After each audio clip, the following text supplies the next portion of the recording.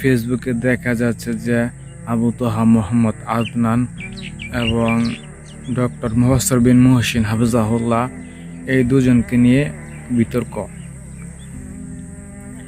আমি প্রথমত বলবো যে আবু তোহা মোহাম্মদ আদনান সে বলেছে যে তুমি যে মানহাজ করো সেই মানহাজের উপর আমি থুতু নিক্ষেপ করি।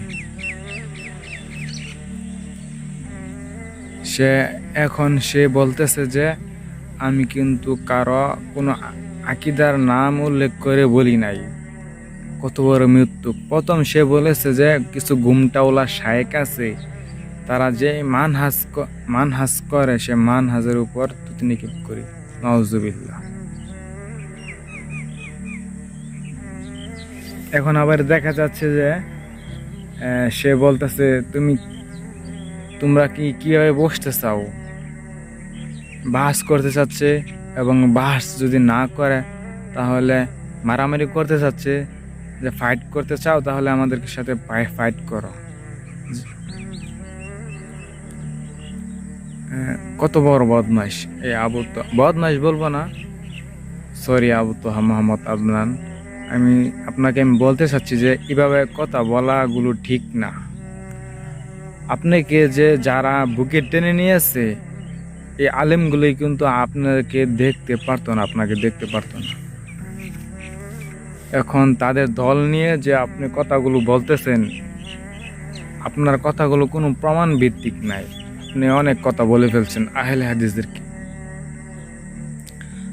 আর ডক্টর মুহসর বিন মুহসিন তাকে কিন্তু প্রশ্ন করা হয়েছে যে এইভাবে যে তিনি আহলে হাদিস মানহাজের উপর থুতু নিক্ষেপ করে, এইভাবে প্রশ্ন করেছে। সে অবশ্যই তার কথাতে একটু রং আছে, যেরকম তার মুখের উপর পেশাব করে দাও। আবার কি বলছে জানি, তাকে দাওয়াত করে পিটাতে হবে, এগুলা কথা আর কি বলছে। কিন্তু এটা বলাটা ঠিক না। তাকে একটু হেদায়েত কথা বলার উচিত ছিল, কিন্তু না বলে যাবে কোথায়? সে যদি একটা মানহাজের উপর থুতু নিক্ষেপ করতে পারে, এই কথাগুলো কিন্তু মানুষগুলো বুঝে না। বাঙালি কত বড় নিকৃষ্ট যে মানহাজের উপর আমরা যে মানহাজ করি সেটা হচ্ছে রাসূল সাল্লাল্লাহু আলাইহি সাল্লামের পদ্ধতিতে আমরা সবকিছু করি। তাহলে কত বড় কথাগুলো বলছে, এই হিসাবটা করে না। কিন্তু ডক্টর মুহসর বিন মুহসিন যে তার মুখে পেশাব করার কথাটা বললো, এটা সবাই ক্ষিপ্ত হয়ে রয়েছে।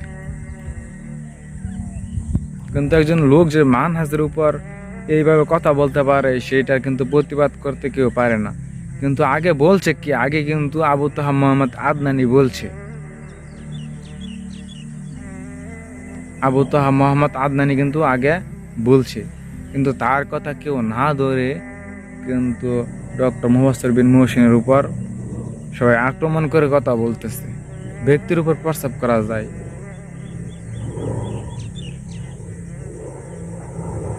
কিন্তু মানহাজের উপর এইভাবে কথা বলা যায় না।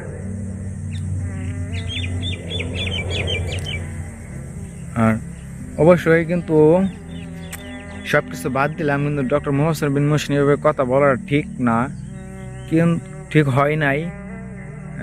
এক হিসাবে ঠিক হয় নাই। কিন্তু ডক্টর মুহসর বিন মুহসিনের যদি 100% থেকে যদি 50% ভুল হয়ে থাকে, কিন্তু আবু তোহা মোহাম্মদ আদনানের কিন্তু 100% থেকে 100%ই ভুল। আগে আসামি হবে আবু তোহা মোহাম্মদ আদনান, তারপরে হবো ডক্টর মুহসর বিন মুহসিন। এটা মাথায় বিবেচনা করে কথা বলতে হবে যে আগেও বলছে আবু তোহা মোহাম্মদ আদনান, কিন্তু সেই কথা আগেও বলছে, কিন্তু কত বড় কথাটা বলছে এটা আপনি একবার হিসাব করে দেখবেন যে মানহাজের উপর কিভাবে থুতু নিক্ষেপ করতে পারে। আর আহলে হাদিস কিন্তু কোনো সাধারণ মানহাজ না, কিন্তু থুতু নিক্ষেপ করছে, কিন্তু তার তওবা পড়তে হবে অবশ্যই। সে এখন বলতেছে যে আমি কিন্তু কোনো নাম ধরে বলি না। অবশ্যই সে বলছে যে গুমটাওয়ালা শায়েক এভাবে কথাগুলো বলছে। আহলে হাদিসরাই তো উল্লেখ করে তুমি কথাটি বলছি। আবু তাহের মোহাম্মদ আদনান কিন্তু আহলে হাদিসদের উপরই আক্রমণ করে কথাটা বলছে। ওর যদি ঈমান থাকে তাহলে ও কি বলতে পারবো, বুকে হাত দিয়ে বলতে পারবে যে আমি আহলে হাদিসদেরকে এই কথাটা বলি নাই? আর কথায় কথায় যে ওনারা বলে যে তারা ইসরায়েলের ডলার খাইছে, কেন প্রমাণ দেখায় না? তারা শুধু মুখে পড়র তারা অবশ্যই মুখে মাঠ গরম করে, মুখে বলে মাঠ গরম করে, কিন্তু কোনো ভিডিও ক্লিপ কি কেউ দেখাতে পারছে? ও দেখাতে পারে নাই, শুধু মুখে। আরেকটা ক্ষেত্রে জিহাদ করে তারা। তারা ফিলিস্তিনদের জন্য কি করেছে? কিচ্ছু করে নাই, শুধু মাঠেই গরম দেখায়। আর সাধারণ মানুষ তো কিচ্ছু বুঝে না, তাদেরকে মানে কিভাবে একটা বিভেদ করা যায়, আহলেদের সাথে কিভাবে একটা ঝগড়া সৃষ্টি করা যায়, সেই চিন্তা ভাবনা করে এই লোকগুলো। আর কিছু তো আলেম আছে শুধু আহলে হাদিসের গীবত, খালি ওরা আহলে হাদিসরা গিয়ে ডলার খায়, ইসরায়েলের ডলার নিচে ডলার ইনকাম করতেছে, হ্যান ত্যান কত কিছু। মিথ্যুক বক্তা, তুমি যেগুলো বলতেছো এগুলো যদি সত্য না হয় তোমার কি হবে তুমি কি জানো?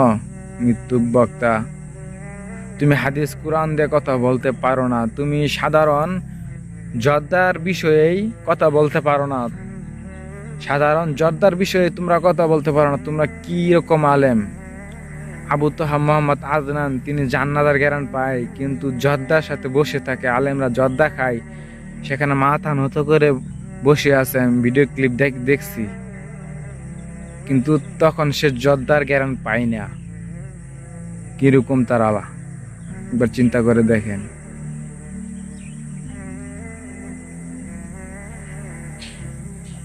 দেশটা নষ্ট করে দিচ্ছে তারাই।